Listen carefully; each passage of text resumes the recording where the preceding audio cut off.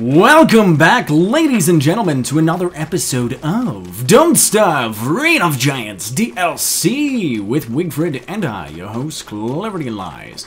We have to stay away from these guys. Yeah, a little bit of a different intro this time around. I'm going to be playing around with a lot of that stuff.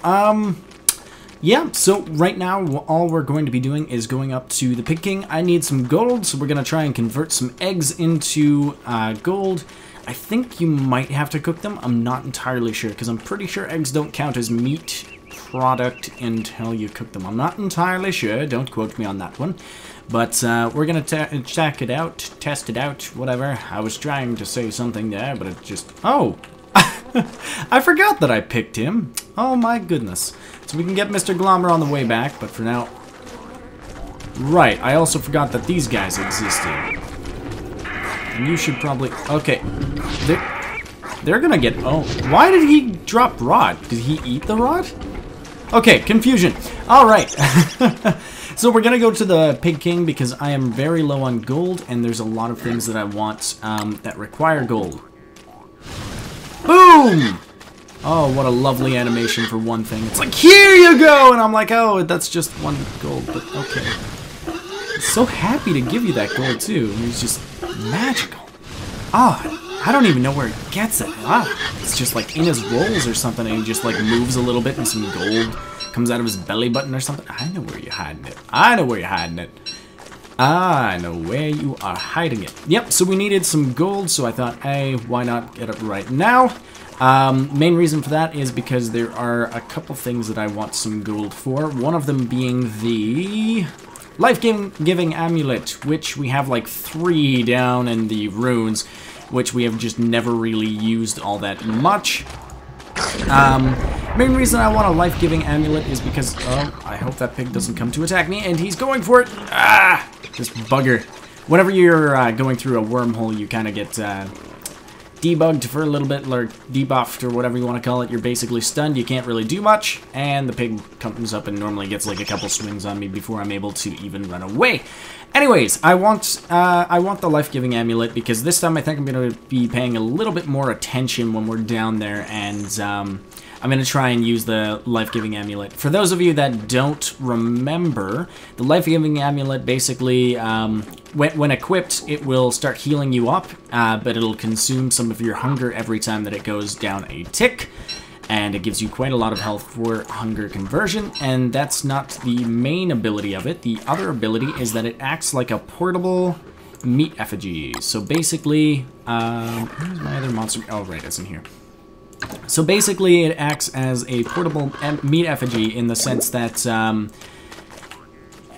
if you die with the life-giving amulet on, it will respawn you exactly where you are. So it'll boost up all of your health, or a certain percentage of it. I can't remember. I think it's like 50% of everything, just like a meat effigy would be, except it keeps you in the same spot that you are. You do drop all of your items, though, which kind of sucks, so you have to pick those up. But it does give every enemy around you a sleeping debuff so that you have some time to pick it up, which is cool. I don't think we've actually ever used it properly before, mainly because I am just a derp. So yeah, but it requires gold, nightmare fuel, and a red gem to create. Let's just throw these logs in here. I went to the tree farm, by the way, and planted some trees and just whatever I had on me. And I also picked up a bunch of wood because we're going to need some more wood for equipment. What am I doing? I'm not going to cook this stuff up. Night light. Nope, that's not what I want. Although that would be kind of neat.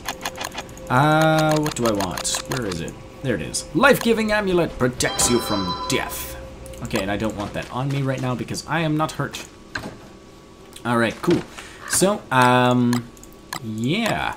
Last episode, we kind of talked a little bit about the strategy, not really strategy, but more so about what I'm going to be bringing along with me. And I'm basically just going over here and putting in a chest and a backpack what I want to keep on me, but not, you know, while I'm out and about. So there we go. So we're basically going to be bringing a lot of different things like that. I'm going to keep the Morningstar and the Tentacle Spike with me. So the basic thing that I'm bringing down is like a bunch of different resources to build fires with and make log suits with. So I'm going to keep this as grass, and, you know, that way I can craft up some log suits and stuff. But I am also going to have, like, log suit and stuff on me. That way, when I do get into combat, I don't have to fight. I don't have to build and then go into a fight. Main reason for that is because going down there into the caves, it tends to kind of wear down on you. So eventually you will lose, you know, sanity, you will lose resources, light and stuff. The one thing that I don't really have a lot of right now is light sources. So I might have to, like, go and see if I can find some fireflies and stuff like that, and see if I can't get some of that stuff on the go. So I'm going to do a little bit more resource gathering and stuff like that throughout the spring, and then we might be able to head down during the summertime into the caves, and then, you know, of course, into the ruins, and accomplish our end goal, which is going to be to fight the Guardian, which is a giant rhinoceros hairy thing. Yeah. Anyways, be right back. Welcome back, ladies and gentlemen. I think there's one more around here somewhere. Where'd it go? Alright, it was just here. There it is. Boom! Alright. Hey, what's up, ladies and gentlemen? Welcome back. I've been a little bit busy. So far, I went over to the tree farm, got the remaining amount of wood that I require. So we have enough wood now. Mr. Chester is full, and I have enough wood for everything else. The reason why Mr. Chester is carrying boards is because he is going to be there for backup boomerangs. Yeah. Okay, I thought I just heard something nasty. I think that was just the wormhole. Anyways, yeah, I have been catching some fireflies. Since the Don't Starve Reign of Giants DLC update, well, DLC, they spawn in this biome here, and they're actually really hard to see unless it's at night, and so I found 4 that were, like, right in the area. They spawn in the deciduous forest, so not this one. They spawn in, you know, this stuff, the birch trees. Now, so, yeah, best found at night. It was just after night, and I decided, hey, let's show you guys how to catch some of these guys around. Yeah, so we are actually really close to all of the stuff that I wanted to make. I've noticed that... No. I don't know. I always found that the sound when you're switching weapons sounds very close to the same sound that that hounds make when they're approaching. I don't know, I'm crazy. Anyways, yeah, so we do have a lot of the stuff that we want. I made myself a marble suit, which is made out of some marble that I had just lying around. If I can find the recipe, there it is. Marble suit, 12 marble, and 4 rope. This is expensive. You can only get marble from mining these marble trees here, as you can see, mining statues, and you can find it as a random drop in the tumbleweeds. Don't ask me how the tumbleweeds are able to carry it around, they just can. And there's also a lot of it in the caves as well. I'm not sure if you can use it as a food source for the rock lobsters, though. That would be a little expensive and kind of useless to do, considering marble is not something that is very renewable. It's very close to flint, except it's a lot more rare. It can also be used to make the flooring that you find on here. It's called a checkered flooring in these areas, which is really nice looking, but it doesn't upgrade your speed, much like this does. Ooh, super fast! But yeah, marble suit is extremely strong, except it has one downside. It makes you slow as molasses. Yeah, super slow when you're wearing it, which kind of sucks. But it is a high amount of defense, so it makes it very hard for you to kite, but, you know, it's good against those enemies that you don't really care too much about kiting anyways, because you will just be super strong. So, yeah, we have a lot of stuff on the go. We also have this backpack full here, and there we go. So, as you can see, I have pretty much everything in here that I want. And I am almost ready to go into the ruins. The only thing I need to change right now is probably the weather. Oh, you should probably go away. Because if you actually started spawning some eye plants here, that would be a little annoying, to say the least. There is one up here that I still haven't cleared out yet, but I'm not too worried about it because, you know, we're not going to be staying in this world for much longer. We just have to go fight some guys. So I think we've only got about 2, maybe 3 episodes left to go. We do have to find all of the stuff and clear out this area down here. So I think we're actually going to do that today because I think it wouldn't do the fight justice if I went out and did it now, because I don't think we have very much time left in the episode. I mean, we do have lots of time left in the episode if I wanted to make it longer, but yeah, so I think I'm going to see if I can't clear this area out and see what I need left, because I think I was missing a piece that was over here, so I'm going to go ahead and head on over there, and I shall be right back. Welcome back, guys and girls. Yeah, it seems my suspicions were true. The bridge is incomplete. So we are missing something. I think I forgot to take something from here, and it looks like there might be like a patch or something over here that I might need. I think I only need 1 item left, though, and then we should be able to create the bridge, which will be awesome. So these are the marble trees, by the way. I think you need a pickaxe to mine them. Let's just... I have a pickaxe on me. Oh my gosh, I'm ridiculous. There we go. Yeah, you can mine them out, and you get yourself some marble. There we go, lots of marble. I might... nah, I don't think it's worth it, actually. No. It's a lot of work. Look at how much that took off of my pickaxe there. That's not cool, man. That's a golden pickaxe, too. Holy crap. Yeah, it's a lot of work, and the marble's not even all that worth it anyways. So, I think I'm gonna head over here. I'm gonna grab, that little amulet thingy, whatever it is, and what are you doing around here? I think this is that random pig that was, like, living, not here, but, like, there were 4 pigs, I remember, that all shared one house, and they just, for some odd reason, they spawned, like, over here or something, and I accidentally burned down their house, because I tend to do that. I tend to burn a lot of things by accident, which is probably why Willow would be a good character for me. Well, probably not at the same time, because I'd probably end up burning a lot more things down. I wonder how Willow deals with the dragonfly, actually. I'm very curious about that. Like, 'cause she doesn't take any sort of fire damage, right? So would she just be immune to the dragonfly, or at least, like, have a massive advantage towards him? I don't know. Who knows? Oh, I did take it. Darn it. Alright, so we're missing a piece somewhere. I have no idea where.